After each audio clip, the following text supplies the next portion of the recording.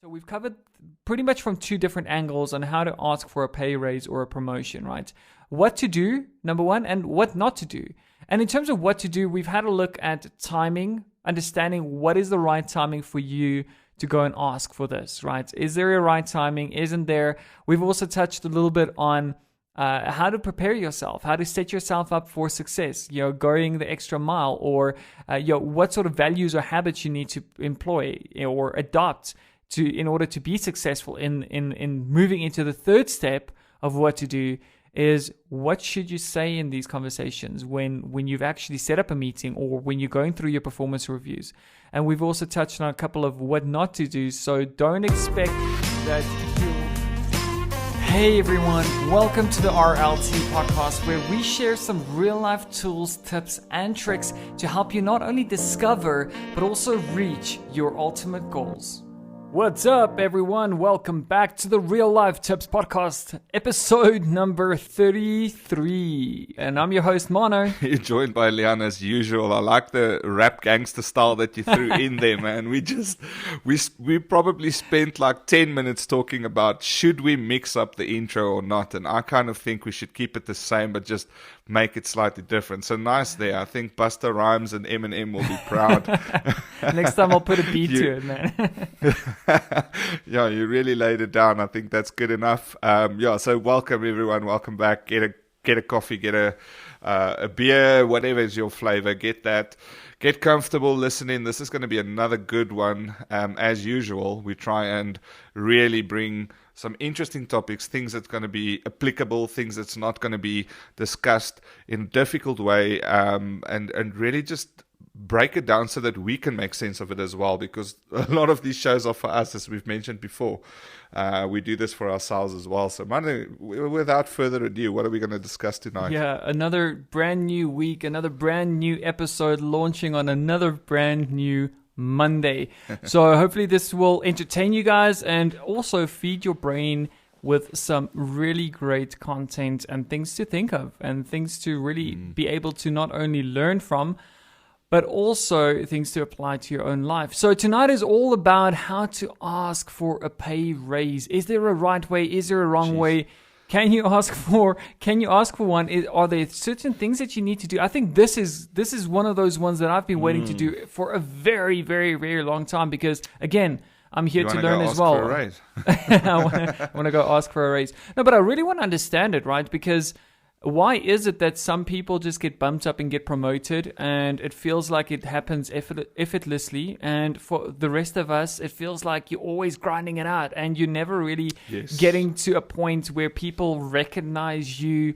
I've certainly experienced this a lot in the past companies that I've worked for as well, and it feels personal, so we're going to deep dive into this tonight, extremely deep dive into it. And again, who's better to actually co-host this with me than you, Leon, because you have been in management positions in the past. You were responsible for giving people or not giving people raises or promotions. So tonight we're going to deep dive into it, but specifically we're going to look at it from two different angles. First things first, what should we do in order to set ourselves up for success in our careers, to set ourselves up for success in asking for a promotion, or at least opening yourself up or putting yourself in a better position to be ready for a promotion, or for your colleagues or peers or direct reports to actually notice what you're doing at the office. And from the second angle, it's what not to do. What are the things that you need to stay away from? And I think, Leon, you're going to be able to share a lot of insight again here tonight. So I'm ready to deep dive into the specifics. Leon, you're going to hit us with some really good facts and some really good experience of yours. Yeah, 100%. I'm happy to share some things. And again, this is not just from my own experience. This is actually, I think in our leadership episode, we spoke about this, about when I first started in leadership. I actually spent a ton of amount of time researching and reading every single leadership book imaginable. There's probably very few of the AAA titles that I haven't read. And so I kind of made up almost like a formula as far as this is concerned. And the funny fact is, when I started researching this now, just to kind of double check back, it still kind of holds true. And like everything in our shows, and this is what I like about our shows, is this is not hibbity-gibbity stuff, this is not pie in the sky stuff. There's a formula. There is an actual formula before you go and ask for a raise. You have to know your stuff. You don't just get like your debit orders going off and seeing yourself in the red and walk in that morning and say, hey, Mr. Manager, I'm screwed. Give me a raise. Yeah. That's not how it works. He doesn't care. That's you mismanaging your money, my friend. That's your problem. That is not the company's problem. However, raises are probably one of the most stressed talk that you need to have with your manager. It's extremely awkward. I can see how it's awkward for both sides as well, because the manager might not see it coming. The manager might not be prepared from his side, and you need to kind of almost have him have a whiff that this is coming. You don't want to catch him off guard. You might catch him on a really bad day. So there's a lot of things and variables that you need to be completely conscious about when you go and ask for your raise, even before you start talking about it. And the first thing that I want to touch on is timing.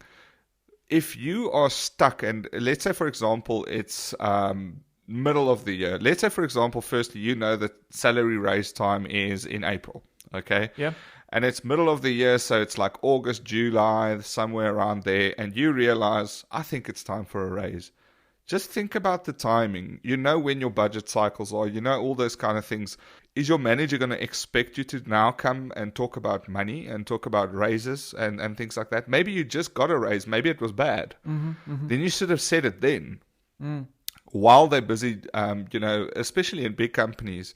Once the budget cycles are closed, they're closed, my friend. You can't go back a week later and say, you know what, on second thought, Mr. Manager, I am not happy with this raise. He's going to tell you, sorry, man, we closed the books. It's done. Like next year, April, come and talk to me. Or most big companies might say mid-year through the year. Yeah. So these are all, there's actually so many tips. I don't want to start with tips like so early on. But the first thing that you need to really just think about is be extremely cautious of when you have this discussion. All right. Don't do it when you feel personally, financially pressured to do it, because then you do it from the wrong place. And this is important. I want to reiterate. Don't do it because you have mismanaged your money, because it's not going to come from the right place. You need to come out and ask for a raise when you probably don't even need it necessarily, or you just feel, I have now done the necessary to acquire more money from the company. If you're doing it from a place of, I've got an acute pain that you need to remedy, then that is fixing a problem. That's not rewarding you for what you've done. And those are two very, very different things. The one is a handout and the other one is reward. All right. And those should be completely separate. So again, that's already, I'm so excited to talk about this. I think I already went a little bit into You've the been dropping the tips already. No, I love that, Leon. I think that's really, really cool, because now we get some sort of an idea of what to expect coming into this. And you touched on something there that I actually really want to deep dive into. So let's call this the part one, right? So let's first focus on things to do. What are the things that we should be doing? And I think the first point that I want to touch on there is you talked a little bit about the timing of having these chats with your manager. Everything. And isn't it quite important? Because if you think about it, and you can now answer this from, you're coming from putting on your manager hat and thinking about, when you went into managing positions and you were faced with these situations as well, does that not kind of scare you off as a manager as well, thinking that what happens if I can't do something for this person? What happens if there is no budget available to actually accommodate him or her during this situation? Or what if we feel that they haven't worked for it, or they haven't proven their skills to us, or they're not offering us, it's not a mutual sort of beneficial situation? Is that person going to leave the company? So doesn't that sort of affect the way that you feel about that person in that position, or not really? Okay. It's a very, very good and very tricky question. So there's almost three ways that this can go for three separate type of companies, all right? If it's a large company, let's say it's a VLE, like a very large enterprise or something, they structure this down to the bone. And if you fall outside of that structure, no matter how good your case is, if your timing is off, you're going to miss the mark, right? That is just how it is. Your manager's not even going to entertain the situation, because he's going to tell you, if it's a good manager and you have a good relationship with him, in a very nice, polite way, he's going to say, listen, get your facts together, build even more ammunition, but this is the time you need to come back to me and talk about this. I cannot do this now because this is just not our cycle. That could be the first situation. The second situation is that you struck the timing right, and it's during the annual review, but budget is short. So maybe the office underperformed, or whatever the case might be, but the manager only has that much budget to his disposal to distribute across his entire team for raises, right? And that money, that amount might be a finite amount. It might not be flexible, all right? Then he needs to take your case, weigh it up versus, wow, you are making such a strong case. The timing for this year is so bad, because the full total is not really that great for the entire team, that I really do believe you deserve this. But because of the structure and the fact that I can't get this bulk amount more, I think let's try and aim for like a midterm or next year. And you might be better off if we wait a year and get you a bigger amount. That could be the second option. Then the third option, where I've also managed, is in smaller companies where it's a little bit more flexible. You can go directly, the manager can go directly to his direct manager and say, listen, I know this was more or less what we spoke about for the team, but there's this one star in the team, and he's just come to me with an exemplary, performance review of himself, and he believes he's worth this much. I completely agree. And if we lose him, this is the impact that it might have on the team, the performance, the revenue, whatever the case might be. And then you might just get spot approval right there on the fly. The manager might be told by mid-management, yes, that's fine. He's a really good kid. Let's give him a nice boost, but give him X, Y, and Z KPIs or expectations, new things that he needs to achieve. So those are kind of the three ways that this can go. And that is why I start with timing, and why I got overexcited and already spoke a little bit about timing, is you need to time this right. And then you also need, and this is actually a separate point, a second separate point, leaning on the timing, is you need to kind of have an idea of the system, of how does the performance review and appraisal system work within your business.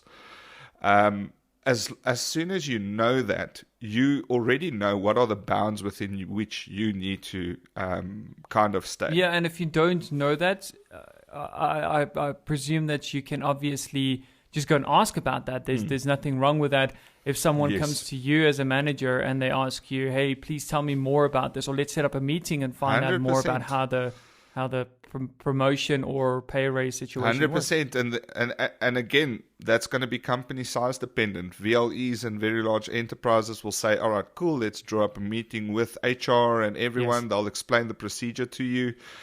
Slightly smaller, slightly less sized companies might say, all right, cool, pop in my office, I'll quickly explain it to you. And very small companies, they might just say, it's whatever you want it to be. Come to me with a good case and we'll look at it. That's beautiful, Leon. I think that's a very, very good place to start. So just to recap, remember what we're doing here is we're breaking it up into two different parts. Part A of this is what to do, right? And then the second part of it will be what not to do. Yeah. And I think timing is the best place to start, right? Is because if you're sitting there and if you're listening to this and you're thinking, all right, I need to have, I definitely need to have an increase or get an increase. I need to have more income into my bank account on a monthly basis because I want to, progress in life financially. Maybe we're planning on starting a family. Maybe the family's growing, unexpectedly, or maybe we need a bigger house or a better car because the one car broke down, or whatever the case is. So this is where you will start, is looking at the timing, understanding the timing. Really, really insightful there. I think the second thing that I want to touch on there and get your input on, Leon, is preparing yourself, knowing what sort of values and habits you need to adopt in order to set yourself up for success before you even plan on having this discussion. So this is all just preparations. You, number one, knowing the timing, understanding how the cycle works in terms of promotion or pay raise or increases, how it's handed out in your organization. And if you don't know, find that out, number one. Number two, how do you prepare yourself physically? Maybe it's through skills, maybe it's through some form of habits that you need to apply. Communication. How do you prepare yourself for success? And I think some of the things that I want to touch on here is, and it's a very, very interesting book that I actually listened to, not read. I listened to quite a while back, and it was a book by Napoleon Hill.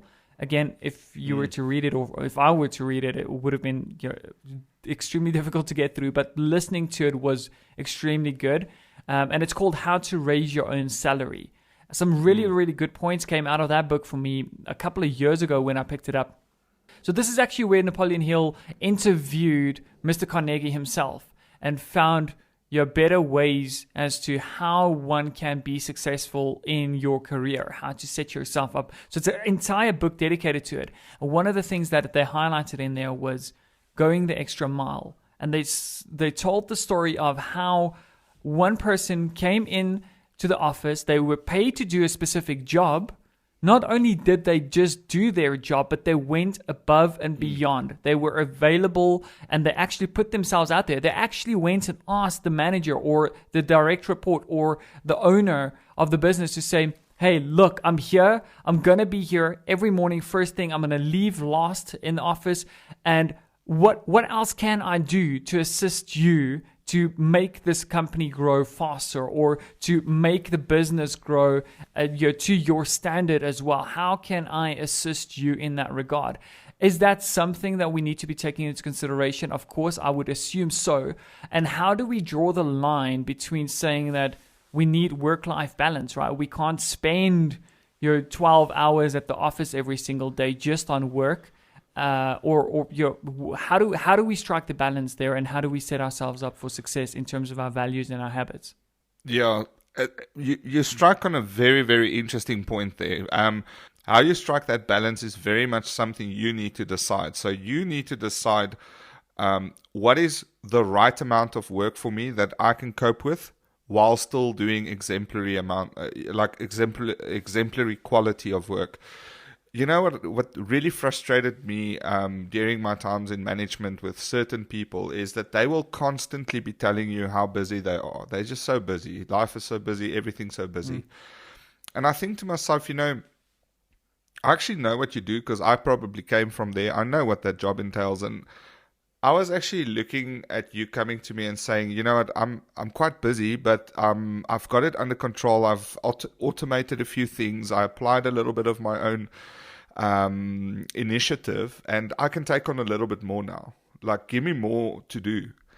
And a lot of people think that's indirectly saying that, I don't have enough work, and they might say, all right, but then we don't really need you. That's not the case. We always want to know as management, how much can we get per head? It sounds terrible, but that's the truth. We want to know how much value can we drive per head. That's the whole basis on which we hire people, is how much value can each head get? How much value in total can we get for X amount of heads? What is the least amount of people we can get to be at the top of their game to do the best amount of work? That's what it's about. So that's to touch on the last thing that you mentioned is about if you feel you can take on more, bring that into the conversation and say, listen, I'm ready to take on more. What can I help with? Where's there a dead spot or something that's falling off of someone's table that I can pick up? Bring yourself to that occasion. Don't always say, wow, life is so busy. Oh, work is so hard and work is so busy. I find that that's 90% of people's attitude these days. It's just, I'm so busy and overworked. Yeah, because it feels good. I mean, nobody wants to say, oh no, I've got free time, because you know what happens then is they'll be like, oh wait, can you do this for me? So I think it's the default way that we go about life. I think that's the secondary reason. I think the first reason is a lot of people think if they are considered busy, they are considered required, which means they have job security. We cannot let you go because that work, yes, and that work will then be undone if you're not there. So a lot of people see that as a safe haven because as long as I'm busy, it means I am working for my salary. The problem is that you can do the same thing for 365 days. That doesn't make you better.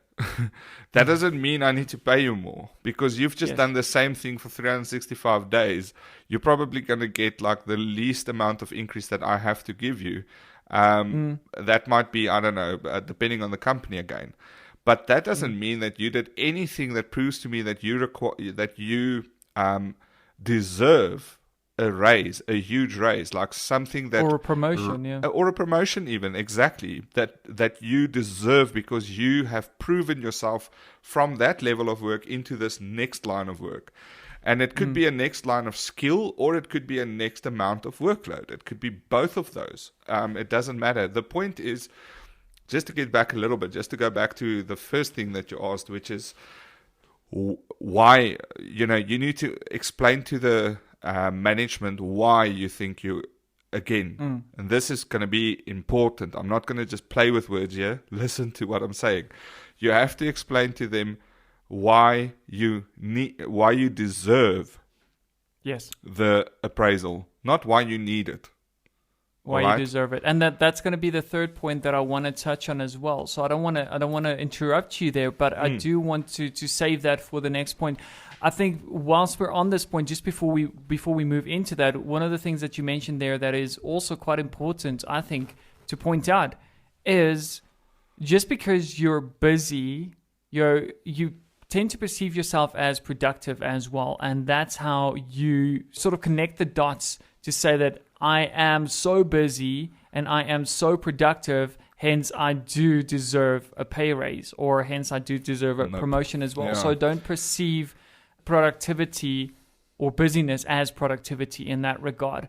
So going the extra mile, I think that's actually really interesting because this is actually proven true in my own life. I remember I was in a position that I started off at a company in the past, and I didn't want to be there. I wanted to use that position as a stepping stone into the actual position I wanted at the organization, but there wasn't a position available, number one. And number two, I wasn't qualified enough yet. And number three, I obviously didn't know the business good enough to just jump into that higher level position. So what I did is I took the long road, and it took me maybe a year or a year and a half or 2 years maybe, starting off at the entry level position. But what I did, as soon as I mastered that position and mastered my daily tasks, which was fairly simple because that wasn't necessarily my end goal, all I wanted to do is master it so that I can take on more, so that I can be effective in my daily tasks, so that I can opt into more difficult tasks. And I went to my manager as well as the manager that I would be reporting to if I were to get the promotion. And I went to my manager and I said, look, is it okay if I go speak to the next level manager and ask them if I can take on some additional tasks, spend some extra time in the office after hours to help them with whatever it is they need help with so that I can learn. And I promise you this has paid off in my life, because what happened next is not only did my manager obviously agree to that because my stats were up to scratch and they were actually better than some of the team members that have been working there longer than I have because I've been pushing myself so hard. She had to allow that, and she was happy to allow that. And what happened then is that the next manager that I spoke to actually agreed to that. He obviously said to me, "It's fine. Come, have a look at it. We'll show you around and things. And if you don't like it, you don't like it. You stay in the same position. But let's see what you can do and what you can learn in the short amount of time that you're going to be spending additional time on here with us as well." And that actually leapfrogged me into that position. Fast forward 2 years down the line, and I got a position. I got the promotion. It took a little bit of time, but I did the work. I stepped out of my comfort zone. I actually did the certifications or the qualifications that was required to meet the minimum requirements for the job in itself. And I got it. So it definitely pays off to go the extra mile. Yeah, 100%. I think one of the things that I wanted to mention is that just doing your work and being productive, you're already getting paid for that. Exactly. That is your job. It was in the job description. That's why you're there. That doesn't warrant a raise. The only reason a company will give you a raise then is purely out of, I don't know, not necessarily sympathy, but just understanding that, there is stuff like inflation and trying to at least have you meet your ends and so on. But that's your job. You already get a month. That's what your monthly salary is for. Going above and beyond is what you get raises for. All right. So don't just walk into a salary remuneration, exercise thinking that you deserve it just because you are busy and you're producing. That is what you get your salary for. You have to really show something more, show a bit of flair, show new skills, be able to take on more, add more value. Those are all the things. The company is a business. They want to make money. If they just give everyone more and more money for doing the same job, they're moving backwards. And that, unfortunately, is the very, very brutal, honest truth. It's true, and I think we're going to touch a little bit more on that as we move into the third step. I think as a closing comment on the second point that we mentioned there, on how to prepare yourself and set yourself up for success, as well as having a definiteness of purpose, meaning knowing exactly what you want to achieve, and really, really doing some introspection, not just saying I want more from this job. I want a better salary. I want a better position. I want to be a manager, just so that I have people working underneath me. But it's really understanding what is your purpose. What is the purpose of you wanting a raise, wanting better, and what is that? What does that look like for you? Why do you deserve it? Exactly. Why do you deserve it? First and foremost, but also being very accurate on what position you want, so that you can focus all of your time and effort and habits and studies and everything around preparing for that, preparing to be better in that position. So that actually takes me into the third points in what to do. And then we're going to touch a little bit more on what not to do. And the third point that we want to touch on here is what to say and how to ask for a pay raise, or what do we do once we've prepared ourselves, once we've nailed the first two steps of it, which is the timing. Yes. The second one, you're preparing yourself and setting yourself up and going the extra mile, understanding the definiteness of purpose, understanding where it is that you're headed, and going out of your comfort zone to prepare yourself for that. What do we do then, Leon, when we're when we've scheduled this meeting, or performance review time comes, we're having these discussions with our direct reports or direct line managers, and how do we actually go into this conversation with them? Yes, this is potentially the most important part of your conversation with your manager, is going to be, why do you think you, again, deserve an increase? And not why you need it or why you want it, okay? And you need to go in there equipped and prepared to the nine. You need to know So I, for example, enjoy seeing data and numbers. I like for the employee to come and show me what have they done above and beyond. Where have they added extra value? Where have they spent extra time? Where have they basically gone far above and far beyond what the job just requires in order to achieve something?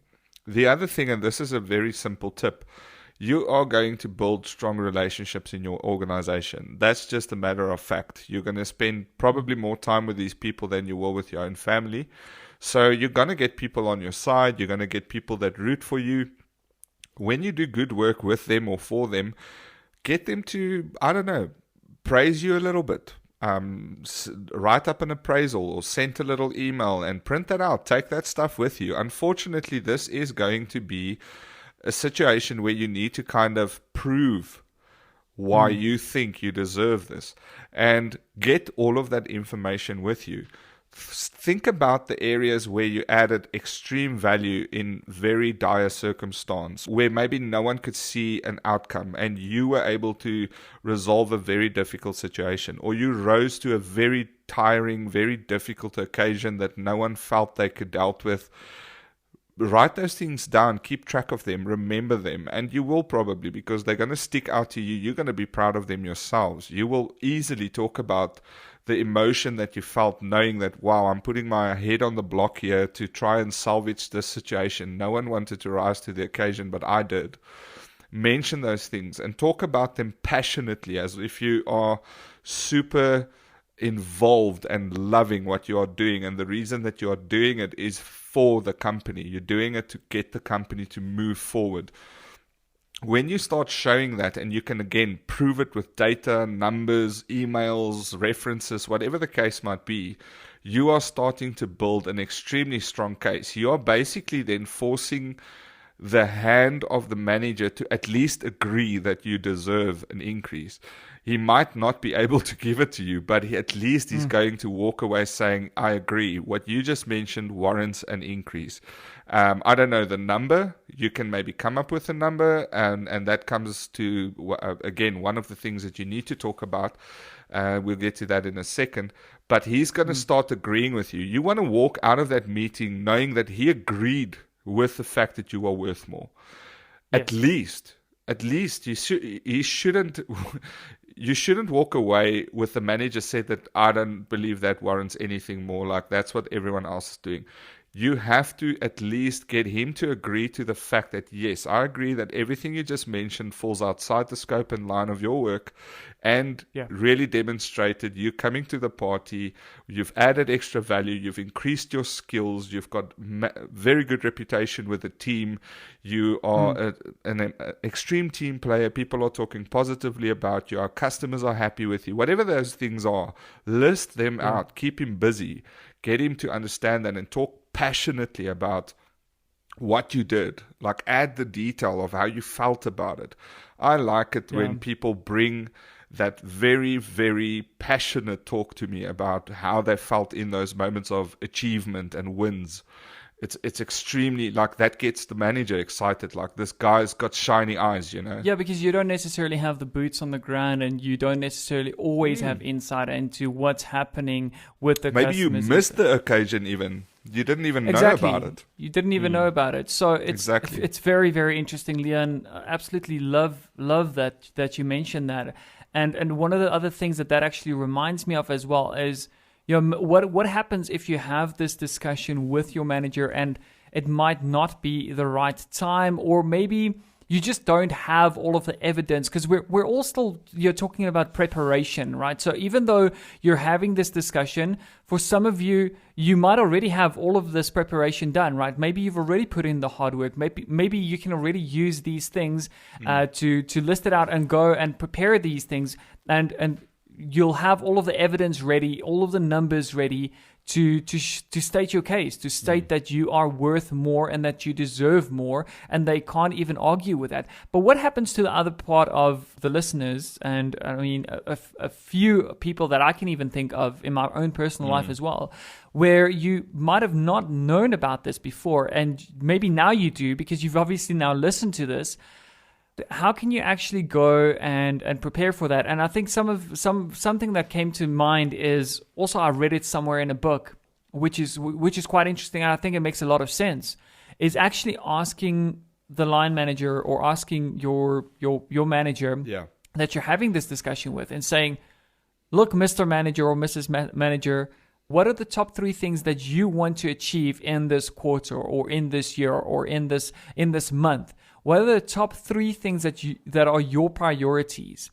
And then from that top 3, how can you actually assist them with that? And opening the dialogue in that direction, because that sets you up for success again. And I'll tell you why. And it makes a lot of sense. It's because once you understand where they're coming from, what are their top priorities, it's basic needs analysis, right? If you're a salesperson, you'll definitely know about this. You're analyzing their needs, their business needs, right? And then you're seeing how you can solve those problems for them. Number 2, saying, all right, maybe I can do this and this and this on point number 1. If I put in more hours, or if I take this course and if I do this in my own free time, it will assist you with point number 1 and point number 2 and point number 3. This is what I'm going to do in those areas. And then you direct the conversation towards, if I do that, Mr. Manager, and I accomplish these type of results, again, I think one thing you mentioned there is quite important, is talk about the numbers, because it's not all about you.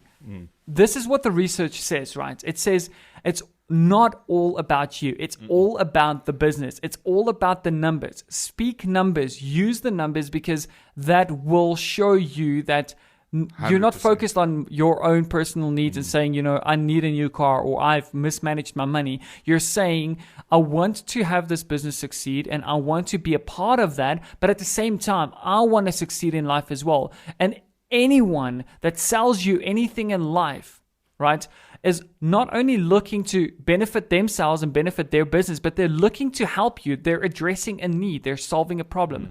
So if you follow those easy 3 steps, understanding what are the top 3 things that a manager is currently focused on, asking them, how can you assist with those 3 points? And then saying, if I assist you by this time of the month, or by end of this quarter, or by end of this year, does it make sense that I would deserve this sort of increase or this promotion? And if they say to you, and nobody wants to be unreasonable, right? That's what we know about these type of negotiation tactics, right? Is nobody wants to be unreasonable. So if you ask them the question of, would it be unreasonable to expect a raise, if I performed all of these additional tasks? Nobody wants to appear unreasonable, so they're going to agree to that, and you can hold them to that.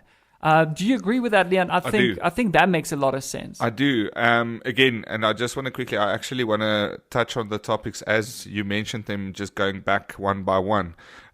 Firstly, a good company would entertain and love that type of deliberation with the team.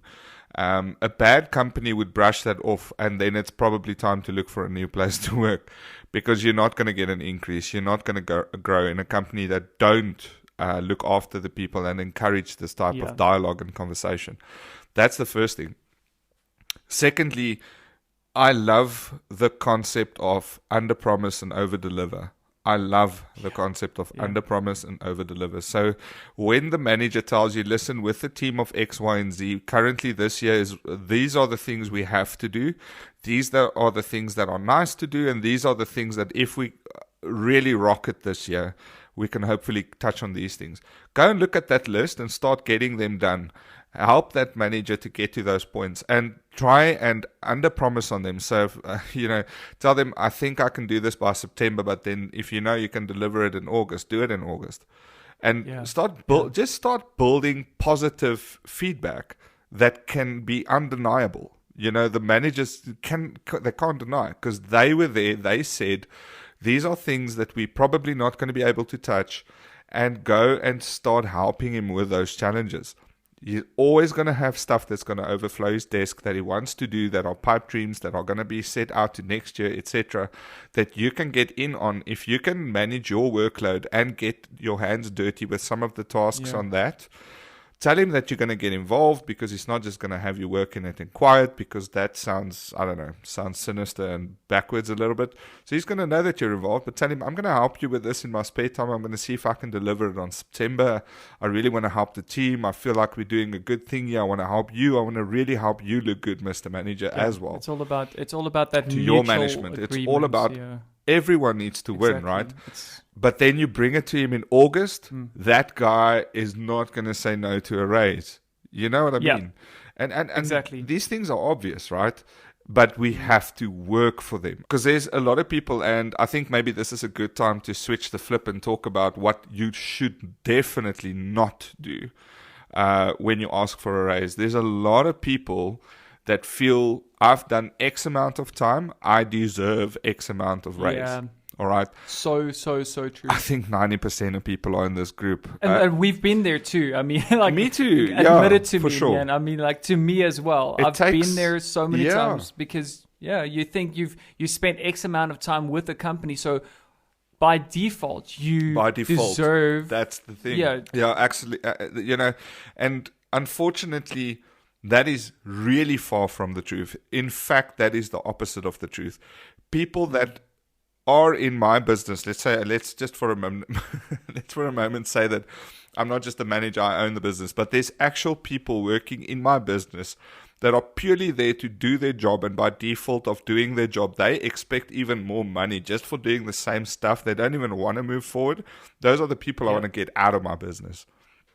I actually want people to project and move forward and grow. And I want that for them because I'm going to reward them, and they're going to be better. They're going to be better people, and the company is going to grow. That's what any company wants, is success. I've never heard of a company in my life that's happy to do the same number year over year. Yeah. Every single company wants to do better. How can you do that with the same people doing the same work? It's all about growth. Nobody wants to start a business and, just sort of chill out on a certain amount of money every single month. It's all about growth. We all want better. We all want to grow. So it just makes sense that if you want more, then you're going to have to do more, number one. And number two, you don't automatically qualify for a promotion or a pay raise if you just do the same things that was in your job description Again, the day you were employed for years and years and years. Yeah, we've touched a little bit on this in the past as well when we spoke about personal growth. Yeah, and I think the second one that also that I can think of in terms of what not to do, don't expect that you're next in line, because I think that we're also guilty of this as well. It means that what happens if somebody was in a senior position or something, and then they left the organization or they got promoted, and you've been there the longest, and automatically you assume that you're next in line just because you've been there longer than anyone else in that business. A lot of the times people, the business would rather look outwards and find someone from outside of the organization, bring someone brand new in, because they might just have more experience. What's your take on that, Leon? Yes, that's 100% true. That's actually one of the biggest challenges that I've faced in my management duration and places that I've worked for, is that many times my sub-managers or team leaders would move into managerial positions or C-level positions or whatever. Then the people that were hired right after them would then just assume position of that previous management role. Like, they would just kind of think they are next in line. And while they will definitely be in the running, because that position, if it's a good company, again, bigger companies, I don't know how it works in the smaller companies necessarily, but I assume there it's a little bit more whatever they decide. But in bigger companies, they'll make that position open. It's going to be open to public. It's going to be open to internal. You are going to have to interview for that position as anyone would. And yes, you'll have a massive advantage because you know the business, you know the processes, you know the people. You can bring that value. And I absolutely agree with the fact that you should try and go for that position.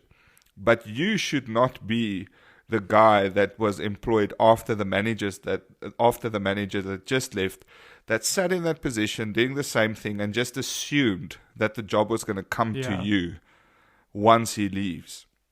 That is not the right approach. I've actually seen demotions happen because of that. Where someone was next in line, got the promotion, ended up doing not even the bare minimum that was required of him or her, and got a demotion straight back to where they started because they got comfortable with working for the organization for such a long time that it just they couldn't step outside of that. And even though they got the opportunity, they never rose to the occasion. And I think that is extremely important on what not to do. I think those are the two main ones. There's one more that I want to mention that I actually just thought of, and this does happen from time to time, is don't get involved in your colleague's business. All right. If you know that your mate just got a good increase or something and he just did this or that, or maybe he said something nice, or he had a better personality, or maybe he's more outgoing and he had the guts to ask for. Don't play that up in the boardroom with your manager. Don't think about, yes, but there's that guy and he's got less skills than me, and if he can get that money, then I should get the same kind of money.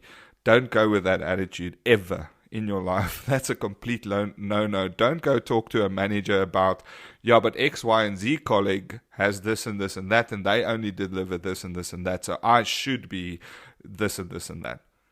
That is going to put you way worse off than when you first entered that boardroom. I can so promise true. you. Just don't Yeah. play that card. It's never going to serve you well. It's going to show you off as very immature and extremely jealous. And that's It's hard to hear though, because I think so many times, as much as we don't want to admit it to ourselves, it has crossed all of our minds in Everyone. the past. Like Myself even. if you've maybe heard someone or rumors about someone earning more than you've been at the organization longer, or maybe not even, but you've got more experience or more certifications or somehow they do whatever the better. case is. I've seen so many people fall into this trap, and it's a dirty game to play, and it does not end well. it's not going to ever, bode well for you. ever. Yeah. Honestly, I've seen people go through this. It's really, really, it's horrible, man. So I think that's really, really good advice right there. Leon, I think it's time for the real life tip of today. Although I think this entire episode has just been That's just tips. been I think tips. it's just been tips, right? That's true. I think we've. It's been a really we've good really show. nailed- Enjoy your evening, guys. I think what we will do in this tip section is, and there might be one or two of them that Yeah, I'll there's a point few. out, There's a but few. let's quickly recap on what we've covered, right? So we've covered pretty much from two different angles on how to ask for a pay raise or a promotion, right? What to do, number one, and what not to do. And in terms of what to do, we've had a look at timing, understanding what is the right timing for you to go and ask for Yep. this, right? Is there a right timing? Isn't there? We've also touched a little bit on how to prepare yourself, how to set yourself up for success, going the extra mile, or what sort of values or habits you need to employ or adopt in order to be successful in moving into the third step of what to do.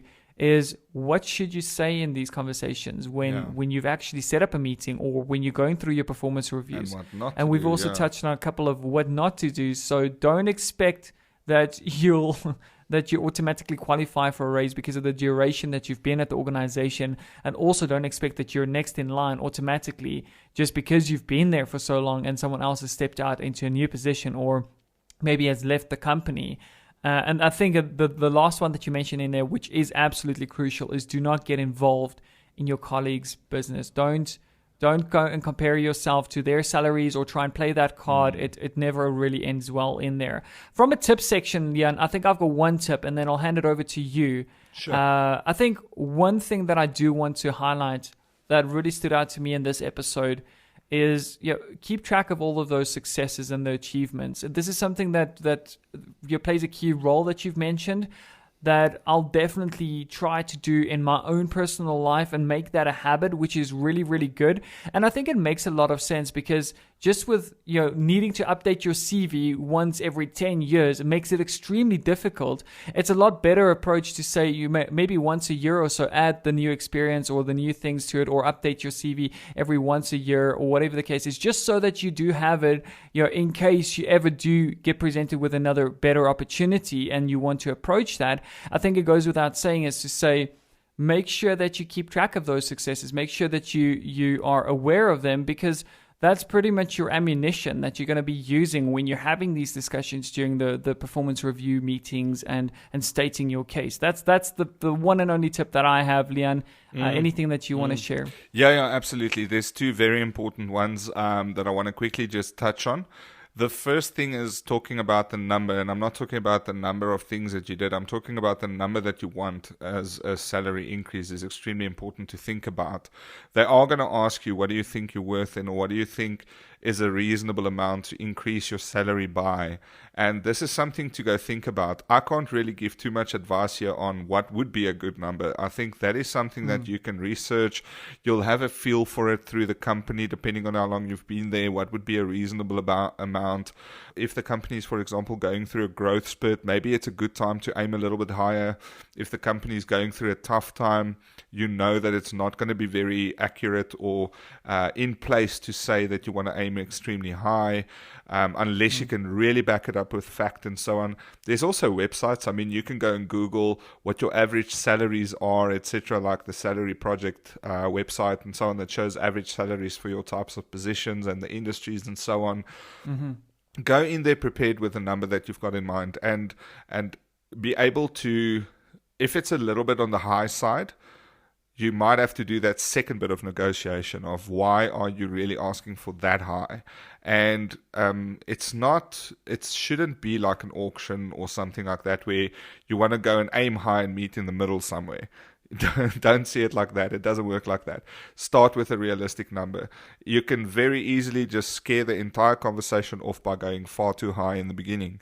Just go with something a little bit higher than what you really want to land on, and then you might have to settle for a little bit less. In my personal experience, if everything that we discussed in this podcast so far is in place, timing is correct, business is on the up, you are doing a great job and you've convinced me of such, whatever number you put out, if it's a reasonable number, I'm going to say yes.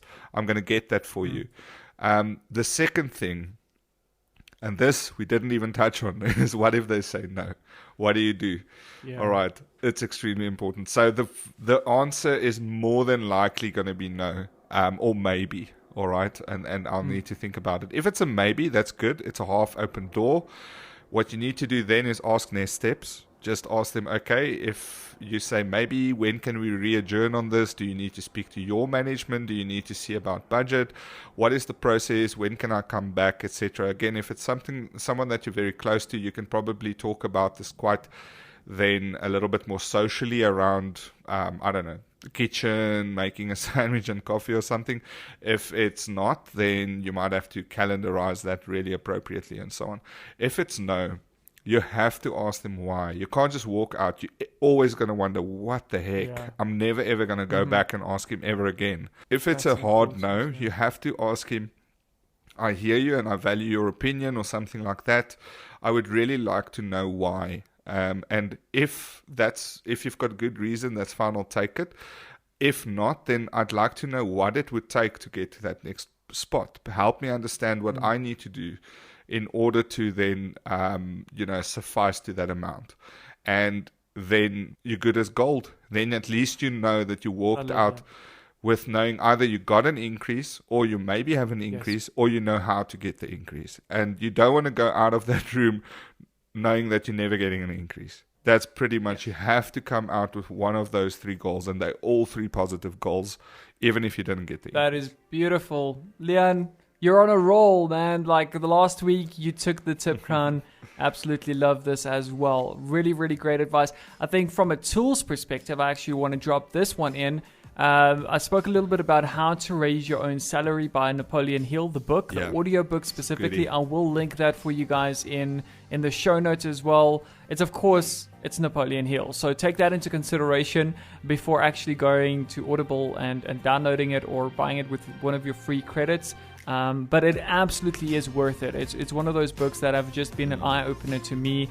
I'll definitely go and revisit it again because I haven't listened to it in a couple of years. So I'll have to go and revisit it. But I really, really enjoyed that book. And it speaks in great depth about the 17 principles of achievement. These are by some really, really great guys. I mean, Carnegie, and he interviews a lot of people on that as well. So, ladies and gentlemen, once again, thank you so much for joining another episode. We hope that it's provided you guys with some great value, and we're sure that you've enjoyed this episode, and we're sure that we're going to see you on the next episode. We can't wait. Until then, this is myself signing off. Mono. This was Leon. Thank you very much. Go out, go make that money. If you're worth it, go get that money. It's yours. Just get your manager to understand it. I really, really wish you well. And I think that, with this, hopefully you've got a little bit of ammunition on your side to do it in the best possible way and convince and get that money. Thank you very much. Cheers. Cheers.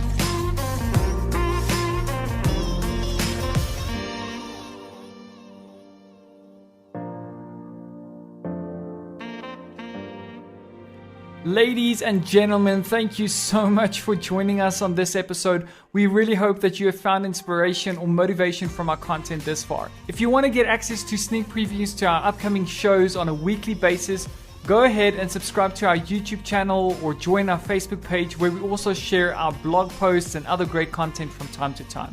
So head over to our Facebook and YouTube channels and feel free to share it with your friends so that they can also join you on the journey to success. Until next time, guys, cheers.